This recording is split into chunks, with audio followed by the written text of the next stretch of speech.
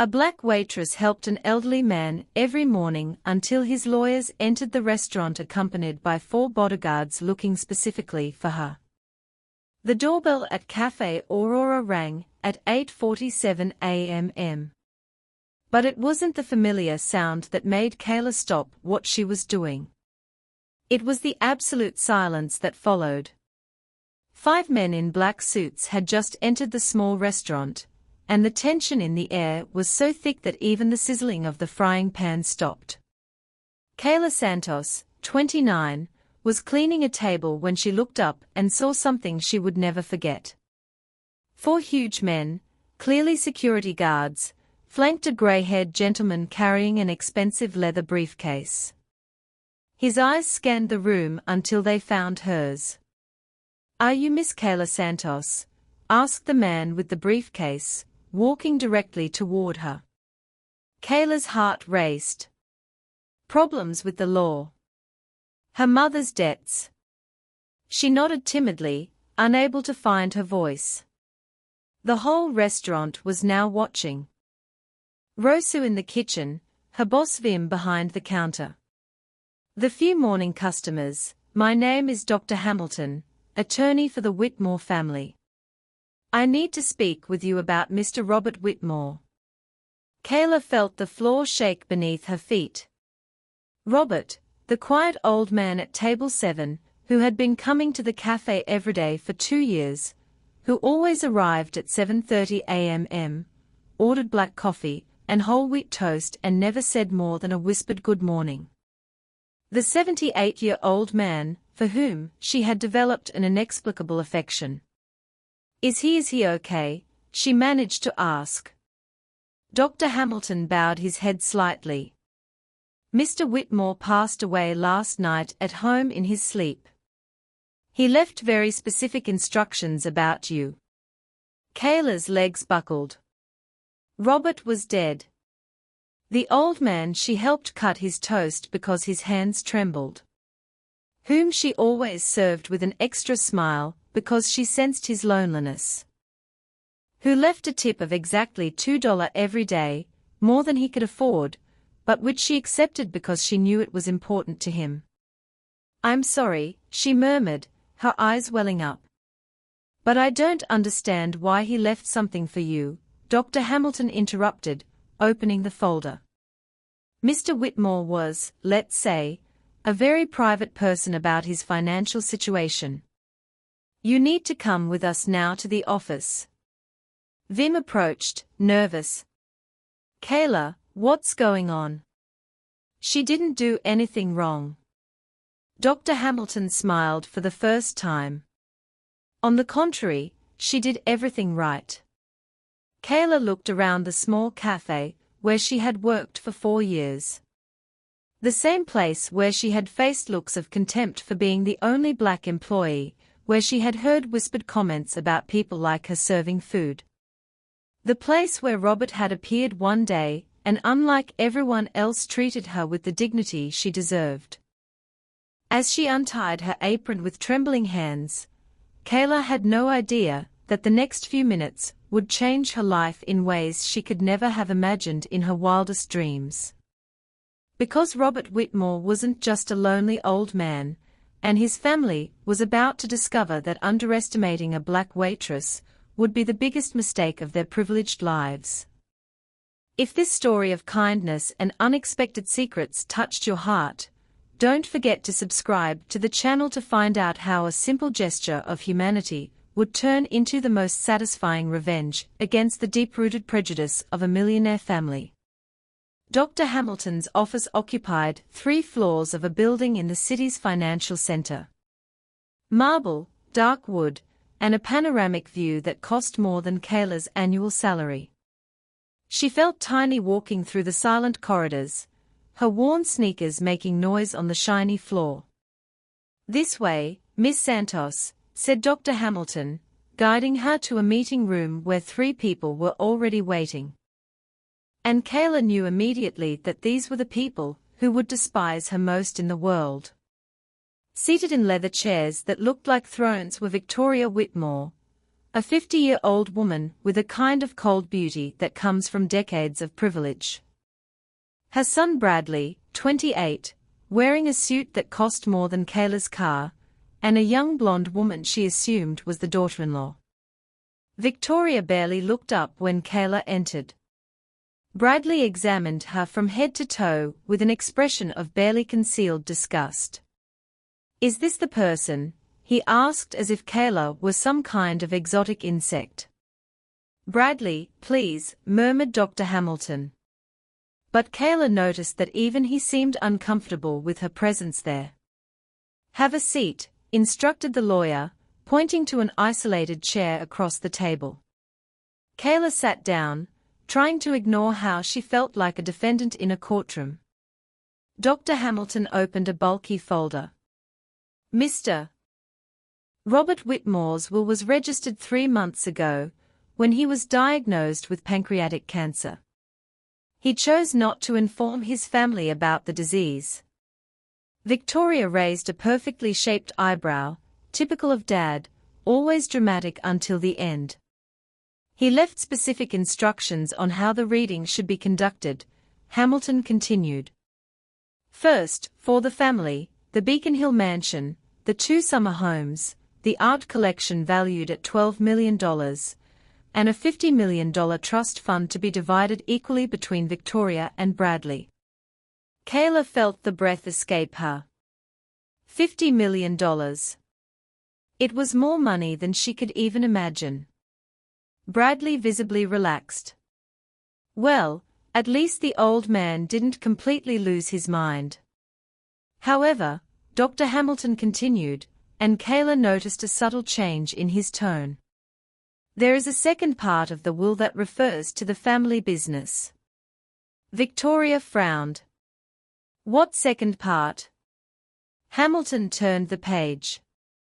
"The Whitmore Holdings restaurant chain, including 47 establishments in 6 states, the distribution center, and all related commercial assets," he paused, looking directly at Kayla, "are left in their entirety to Miss Kayla Santos."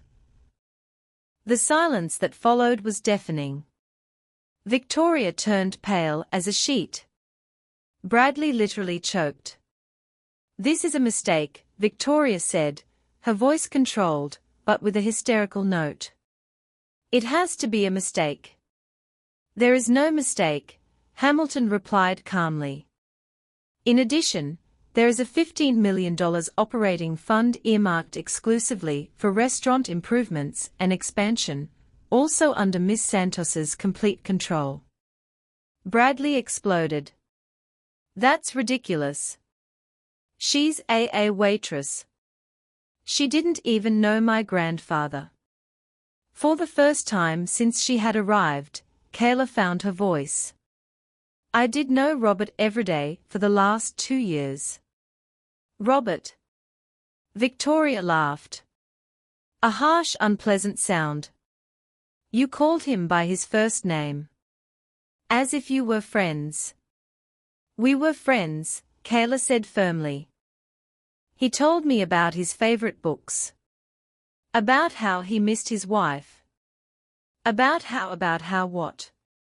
Bradley interrupted, leaning forward like a predator. "About how easy it would be to manipulate a lonely old man. About how much money he had." The accusation hit Kayla like a slap. "I didn't even know he had money. I thought he was just a retiree who—" "Please," Victoria said contemptuously. "A black waitress at a cheap cafe doesn't get $80 million by chance. You knew exactly what you were doing." Dr. Hamilton slammed his hand on the table. "Enough." Mr. Whitmore's instructions were clear. "There is also a personal letter for Miss Santos." He handed Kayla a sealed envelope. With trembling hands, she opened it and began to read aloud. "My dear Kayla, if you are reading this, then my time has come to an end. For 2 years, you were the only person who treated me like a human being, not a bank account. You didn't know that I owned the restaurant chain where you worked. You didn't know that I observed every gesture of kindness you showed, not only to me, but to all the customers. Victoria let out a snort of disbelief. But Kayla continued, in the last months of my life, I pretended to need help cutting my toast to test whether your kindness was genuine or calculated. You never asked anything personal. Never treated me as a source of favors. When the young homeless man came into the cafe, and you paid for his meal out of your own pocket, you didn't know I was watching. When you defended Rosa in the kitchen from that rude customer's harassment, you didn't know it reached my ears. Bradley and Victoria exchanged increasingly alarmed glances. My family will inherit my personal wealth, but my businesses will go to someone who understands that feeding people is about dignity, not just profit. Kayla, you have a heart that this family lost long ago. Use these resources to show the world that kindness and success can go hand in hand. Kayla finished reading with tears in her eyes. The silence in the room was thick as concrete. Finally, Victoria stood up abruptly. We are going to contest this. We are going to prove she manipulated him. Good luck, Dr. Hamilton said coldly. Mr. Whitmore spent 3 months documenting every interaction with Miss Santos. He hired private investigators to check her character. He has security footage, witnesses, complete records. This will is bulletproof against any challenge. Bradley slammed his fist on the table. This is insane. She doesn't know how to run a company. Mr. Whitmore appointed an advisory board to guide her, Hamilton replied. And he made it clear that any attempt at sabotage by the family would result in the complete revocation of their inheritance as well. Victoria looked at Kayla with pure hatred. You may have fooled a sick old man, but you won't last a week in the business world. We are going to destroy you. Kayla stood up slowly, feeling something new growing inside her. It wasn't fear, but a fierce determination she didn't know she possessed. You can try. As the Whitmore family stormed out of the room, leaving threats hanging in the air, Kayla remained seated, clutching Robert's letter. They saw her as an intruder, an unqualified opportunist. What they didn't know was that Kayla Santos had grown up in a neighborhood where every day was a struggle for survival, where she had learned that underestimating someone based on their appearance was the first step to her own downfall. And now, for the first time in her life, she had the resources to prove that kindness was not weakness. It was the most powerful weapon there was. Every look of contempt from the Whitmore family only reinforced a truth they would discover too late. When you underestimate someone who has nothing to lose, you give them everything they need to win. The next 2 weeks were like being forced to dive into the ocean. When you barely know how to swim, Kayla found herself literally the owner of a restaurant empire she had no idea how to run. While the Whites worked tirelessly to make her life hell, the first meeting at Whitmore Holdings headquarters was an orchestrated humiliation. Bradley had summoned all the regional managers. 15 middle-aged white men wearing expensive suits and expressions of barely concealed contempt. Kayla entered the conference room wearing her best dress purchased at a discount department store, and immediately felt like an intruder in hostile territory. Everyone meet our new owner, Bradley said with a venomous smile. Kayla Santos, who comes to us directly from, where did you work again? Oh, yes, serving coffee. The laughter was low but audible. Kayla sat down at the head of the table, the seat that was technically hers, and tried to ignore the exchanged glances between the managers. Well, Kayla, Bradley continued, leafing through a folder. As the new owner, I imagine you have some revolutionary ideas for improving our establishments, perhaps serving stronger coffee. More giggles. Kayla took a deep breath and decided she wouldn't let herself be intimidated. Actually, I do have some observations. Bradley's smile widened like a predator who sees his prey fall into the trap. Please enlighten us. I visited 7 restaurants in the chain over the last 10 days, Kayla began, her voice growing firmer. In 5 of them, I noticed that Black and Latino employees are concentrated in the kitchen and cleaning, while customer service is mostly white. In 3 locations, I witnessed managers treating employees of color clearly differently. The silence in the room changed tone. The smiles began to fade. Furthermore, Kayla continued, the menus are identical in neighborhoods with completely different demographics. The restaurant downtown charges $18 for a hamburger that costs $12 in the suburbs, even though the operating costs are virtually the same. Bradley tried to interrupt, but Kayla didn't stop. And there's more.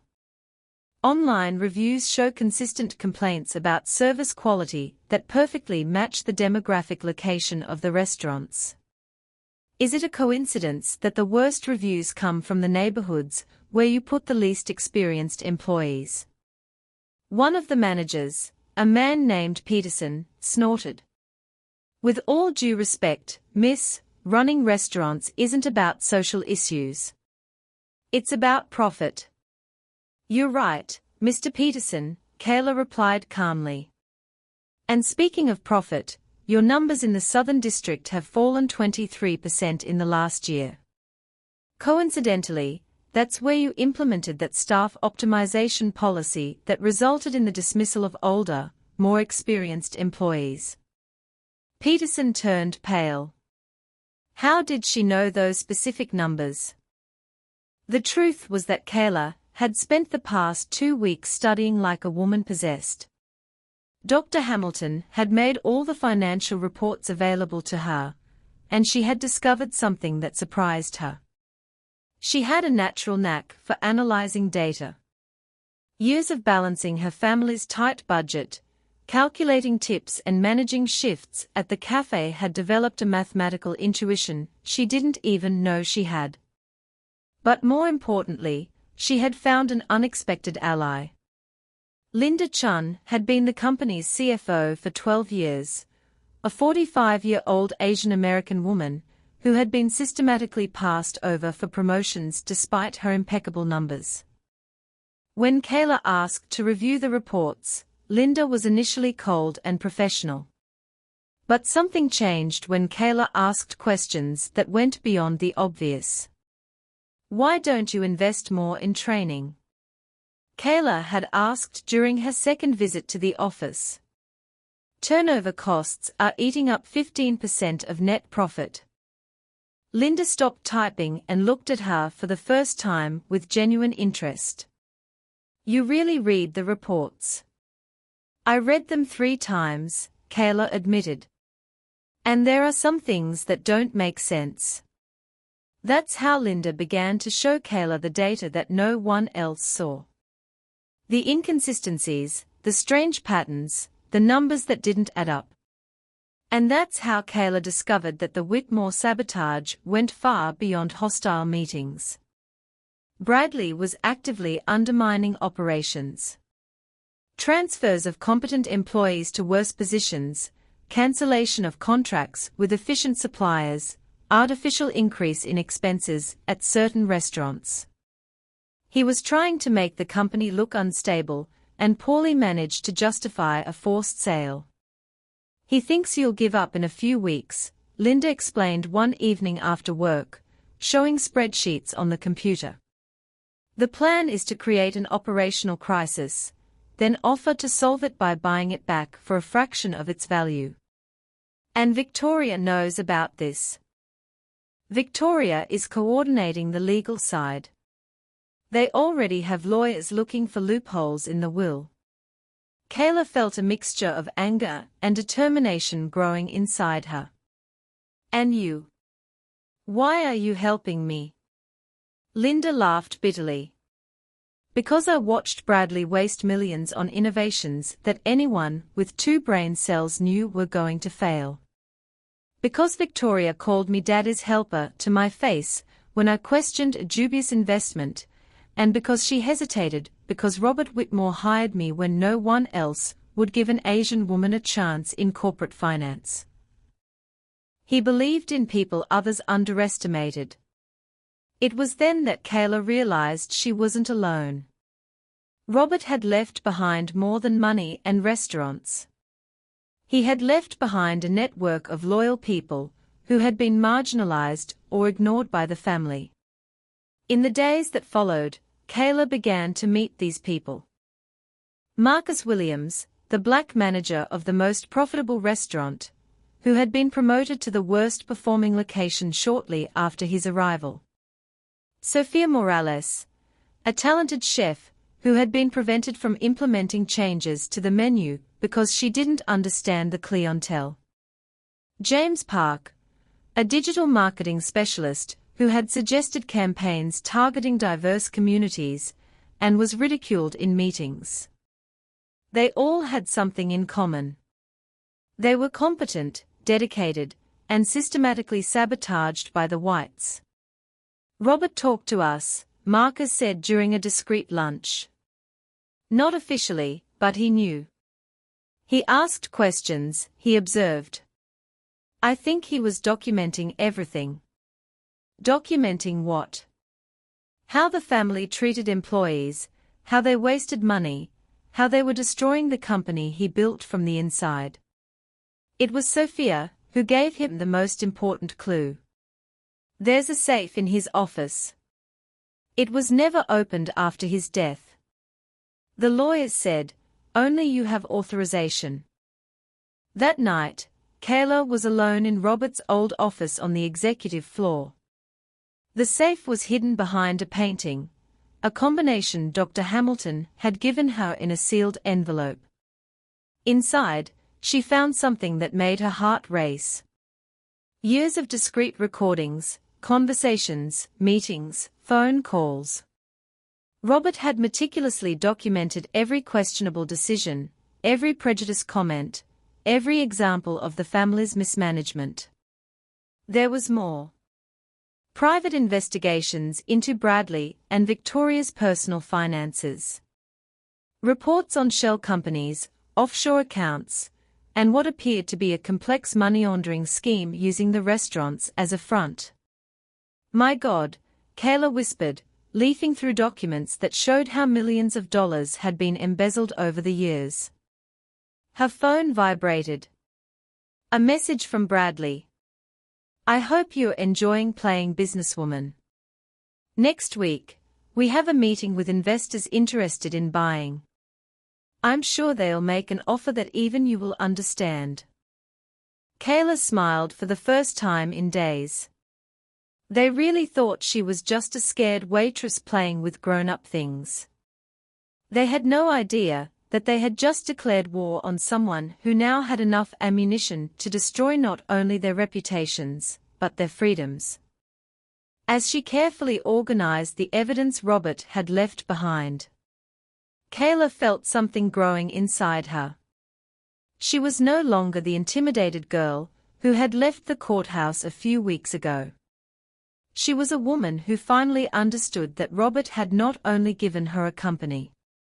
He had given her the tools to prove that underestimating someone because of their background was the first step toward self-destruction. Bradley's meeting with investors would be in 5 days. He expected to present a company in crisis, managed by an incompetent, ready to be sold for pennies. What he didn't know was that Kayla had spent the last few weeks not only learning how to run a business, but figuring out how to completely dismantle the life of anyone who tried to take away what was rightfully hers. Because when you grow up surviving in a world that constantly doubts your ability, you learn a truth that privileged people will never understand. The difference between appearing strong and being truly dangerous is that the second option comes with evidence, allies, and a plan. Is so well crafted that when it is finally revealed, it is too late for any defense. The meeting with potential investors was scheduled for 10 a.m. in the executive lounge on the 30th floor. Bradley had chosen the location strategically, a room with a panoramic view of the city, an imported marble table, and an air of power that he believed would intimidate any waitress who was out of place. Kayla arrived 5 minutes early, carrying a simple briefcase, and accompanied only by Linda Chun.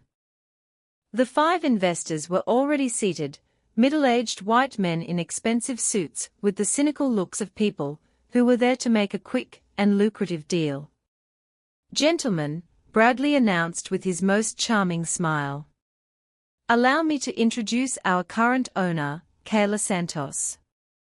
As you can see, she is a little overwhelmed with the responsibilities of the company." Victoria, elegant in her designer suit, added with feigned sympathy, "Poor thing, she really tried.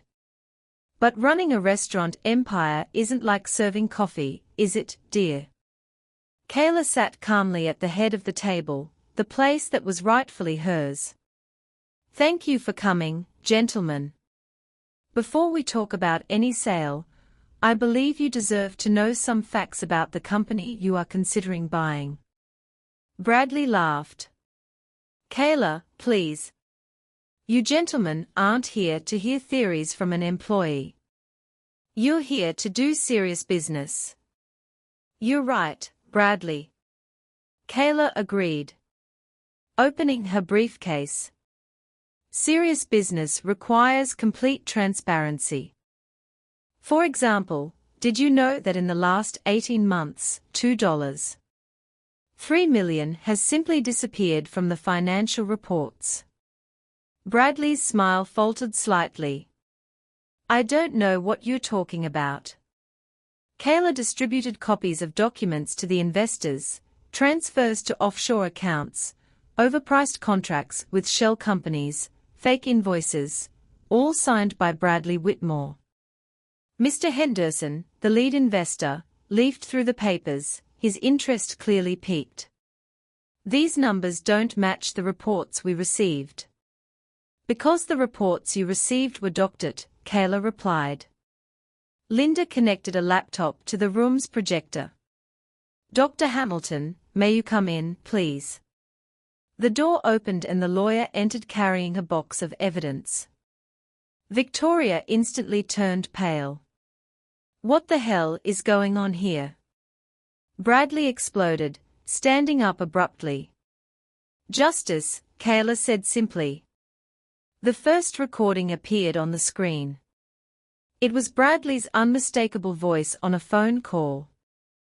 "I need the sales in the Southern District to look terrible.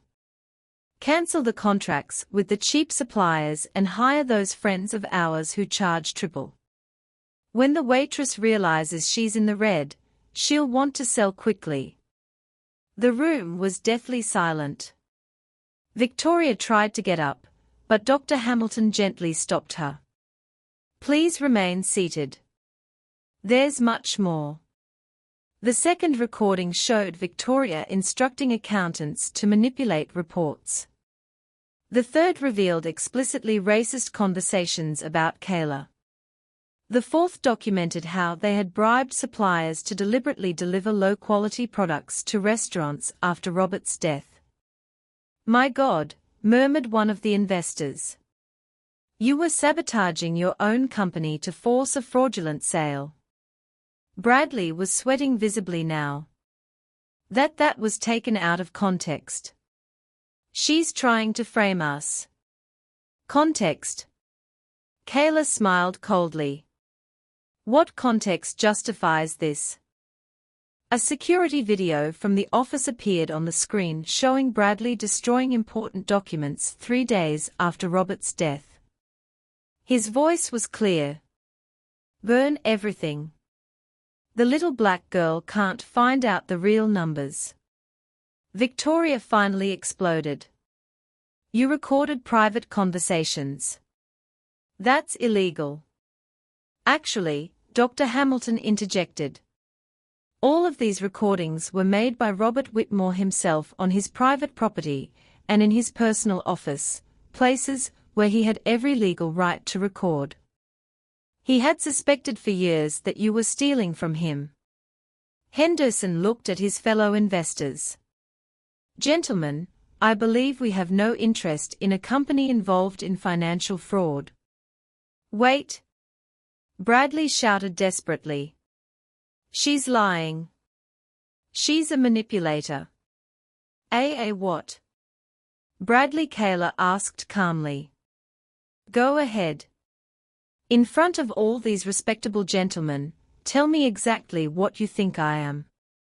Bradley opened and closed his mouth like a fish out of water, knowing that any words he uttered would only confirm the prejudice that the recordings had already exposed. Kaler stood up elegantly. Gentlemen, as you can see, Whitmore Holdings is very well managed. The problem was never management. It was internal sabotage. Now that has been resolved, our growth projection for the next 5 years shows a 300% increase in profitability. Linda presented the real numbers. Without the Whitmore's manipulation, the company was incredibly solid and profitable. Therefore, Kaler continued, I am no longer interested in selling, but I have an alternative proposal. She smiled, and for the first time, it was a smile that made Bradley instinctively recoil. I am buying your share of the inheritance. I can offer $5 million for each of your shares. $5 million, Victoria exclaimed. Our inheritance is worth $50 million was worth. Dr. Hamilton corrected before the evidence of fraud that has just been presented. With criminal proceedings underway, a federal investigation for money laundering, and the public exposure that is about to happen, your stake in the company isn't even worth that. Kaler opened a sealed envelope.